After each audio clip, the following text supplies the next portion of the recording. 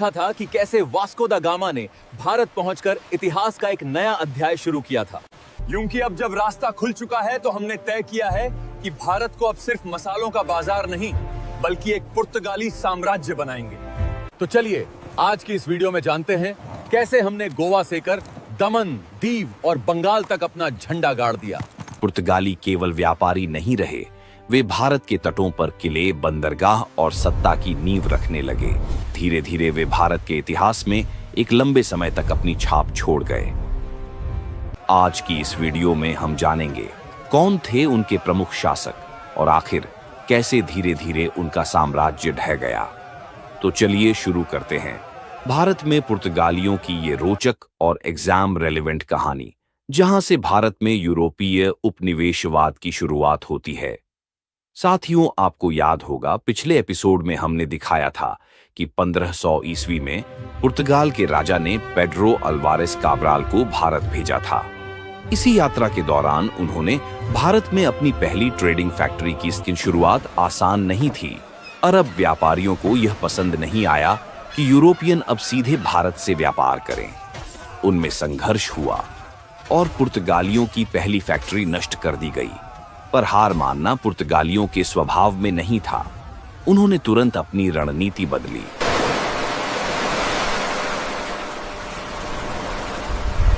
अब हमें कोच्चि की ओर बढ़ना है, जहां के स्थानीय शासक जमोरिन के विरोधी हैं।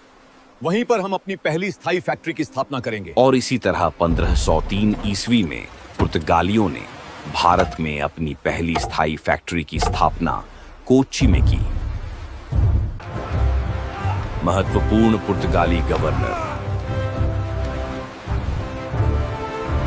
1505 में पुर्तगाल ने भारत में एक नया पद बनाया, गवर्नर ऑफ पुर्तगाली पजेशन इन इंडिया, और इसका पहला गवर्नर था फ्रांसिस्को डी अल्मेडा। साथियों, मैं हूं फ्रांसिस्को डी अल्मेडा। अभी 1505 में मुझे पुर्तगाली गवर्नर बनाकर भारत भेजा गया है। अल्मेडा के 3 उद्देश्य थे। पहला, हिंद महासागर पर पुर्तगाली नौसैनिक शक्ति स्थापित करना। दूसरा, अरब और मिस्री व्यापारियों को हटाकर समुद्री व्यापार पर एकाधिकार जमाना और फैक्ट्रियां बनाना। इसी उद्देश्य की प्राप्ति के लिए मैंने ब्लू वाटर पॉलिसी चलाई, जिसका मकसद था हिंद महासागर में पुर्तगाली जहाजों का संपूर्ण प्रभुत्व स्थापित करना। पुर्तगाली गवर्नर फ्रांसिस्को डी अल्मेडा ने कार्तेज प्रणाली की शुरुआत की। यह एक समुद्री पास लाइसेंस प्रणाली थी, मतलब कोई भी जहाज हिंद महासागर में बिना पुर्तगालियों की अनुमति के नहीं चल सकता था। कार्टाज पुर्तगाल की तरफ से जारी किया गया समुद्री पास था। कार्टेज दिखाओ, वरना यह जहाज जब्त किया जाएगा। कार्टाज पर लिखा होता था जहाज का नाम, कप्तान का नाम, जहाज में कितना सामान है, कहां से कहां जाएगा, कब लौटेगा। कार्टाज न होने पर पुर्तगाली नौसेना जहाज को रोककर सामान लूट लेती, जहाज को जला देती, कप्तान और नाविकों को कैद या मार देती थी। हम समुद्र में सुरक्षा देंगे, बदले में हमें पैसा दो। चौल का युद्ध, बैटल ऑफ चौल, 1508 ईस्वी। इस युद्ध में एक तरफ था लॉरेंजी अल्मेडा का बेटा, दूसरी तरफ थी ममलुक सुल्तान, गुजरात के सुल्तान महमूद बेगड़ा और अरबों की संयुक्त सेना। ममलुक और गुजरात की संयुक्त नौसेना ने अचानक हमला किया। पुर्तगालियों ने जमकर लड़ाई की, लेकिन लॉरेंजो डी अल्मेडा युद्ध में मारा गया।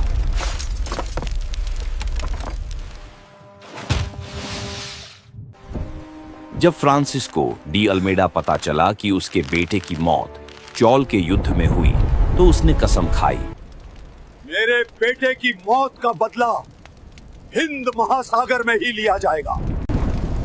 यही बदले की आग ले गई।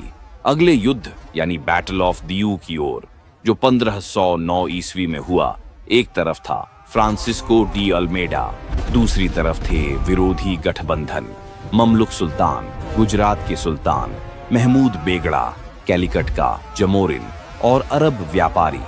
दियू के पास पुर्तगाली बेड़े ने संयुक्त अरब गुजराती ममलुक बेड़े को घेर लिया। पुर्तगालियों के युद्धपोत तोपों से लैस थे, जबकि विरोधी बेड़ा अधिक संख्या में था, पर आधुनिक हथियारों की कमी थी। अल्मेडा ने अपने जहाजों का उपयोग मूविंग आर्टिलरी प्लेटफॉर्म्स की तरह किया। उन्होंने करीब जाकर दुश्मन जहाजों पर बोर्डिंग पार्टीज भेजी, लगातार कैनन फायर किया, आग लगाने वाले प्रोजेक्टाइल दागे। विरोधी बेड़ा टूट गया, संयुक्त बेड़ा पुर्तगाली तोपों के सामने जमीन दोज हो गया। कई जहाज जलकर डूब गए, बाकी भाग गए। युद्ध का अरब गुजरात ममलुक गठबंधन पूरी तरह समाप्त हुआ। हिंद महासागर पर पुर्तगाल का पूर्ण नौसैनिक प्रभुत्व समाप्त हो गया। 1509 में फ्रांसिस्को डी अल्मेडा अपने देश लौट रहा था, लेकिन अफ्रीका के तट केप ऑफ गुड होप के पास खोई जनजाति के हमले में मारा गया। 1509 ईस्वी में अल्मेडा के जाते ही पुर्तगाल के सिंहासन से एक नया आदेश आया। भारत का अगला गवर्नर होगा अल्फोंसो डी अल्बुकर्क। साथियों, मुझे ही कहा जाता है the real founder of Portuguese empire in India.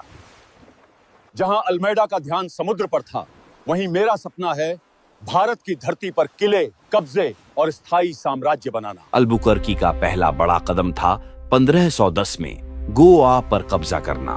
उसने गोवा बीजापुर के आदिल शाह से लिया।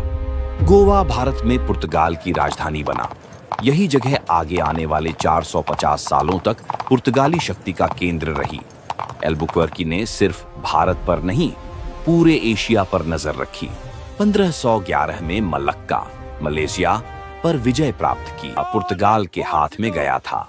अब हिंद महासागर से लेकर चीन तक पुर्तगाल का झंडा लहराने लगा।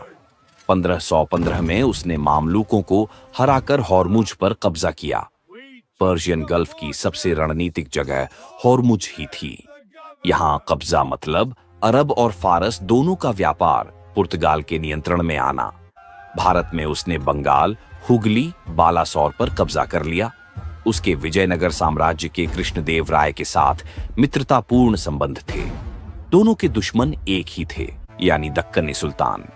पुर्तगाली विजयनगर को यूरोपियन ने 1520 में पुर्तगालियों को एक किला भी गिफ्ट किया था। अल्बुकर्की ने गोवा में सती प्रथा पर रोक लगा दी।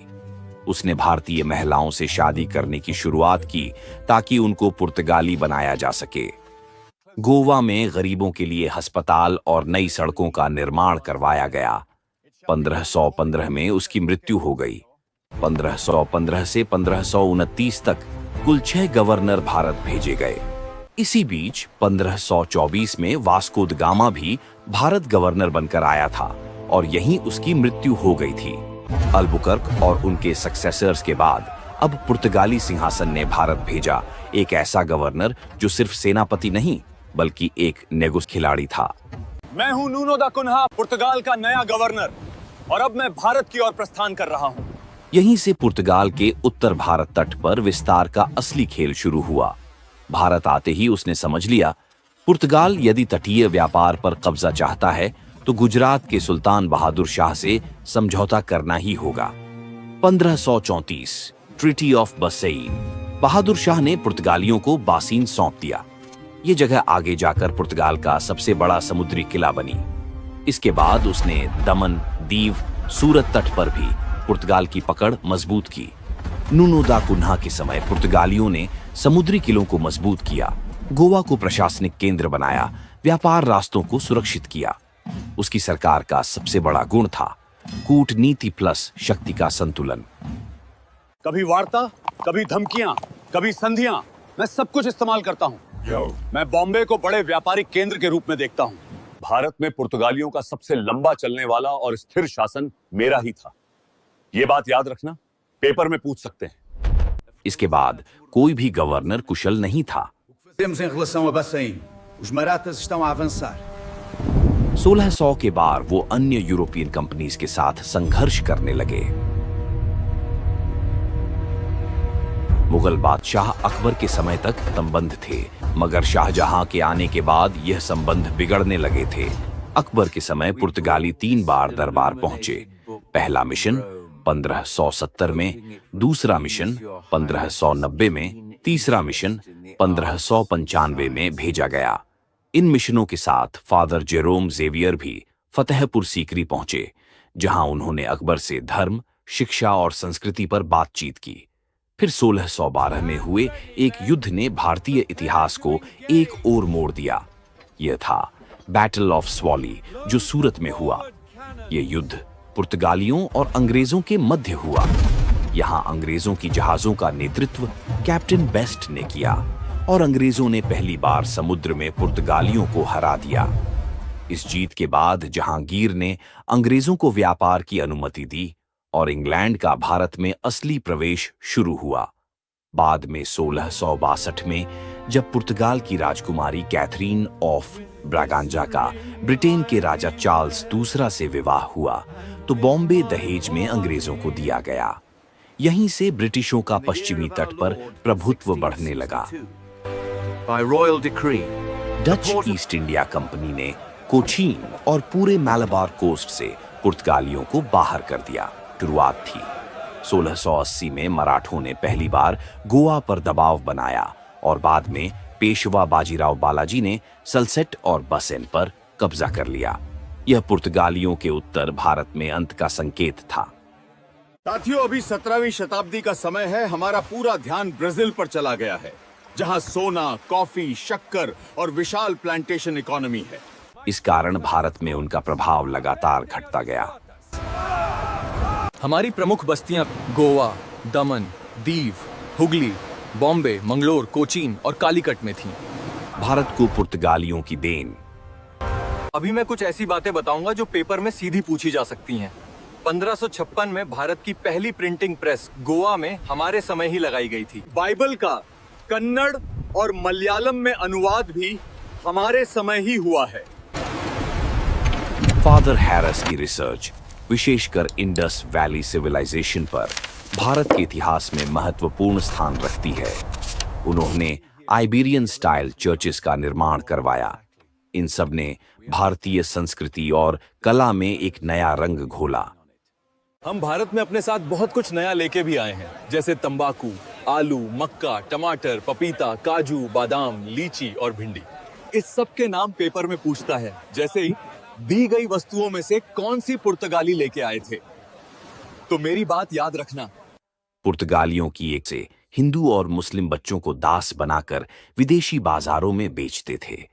यह गोवा हिस्ट्री का सबसे दुखद पक्ष था। पुर्तगालियों का अंतिम गवर्नर मैनुअल एंटोनियो सिल्वा था, जिसमें 1962 तक गोवा पर राज किया। भारत ने ऑपरेशन विजय की मदद से इसे भारत संघ में मिला लिया था। तो ये था हमारा पूरा सफर। हम आए, कैसे फैले, कैसे लड़खड़ाए और कैसे भारत ने हमारा 450 साल पुराना साम्राज्य समाप्त कर दिया। तो दोस्तों, आपको हमारा ये दूसरा एपिसोड कैसा लगा, जरूर बताएं।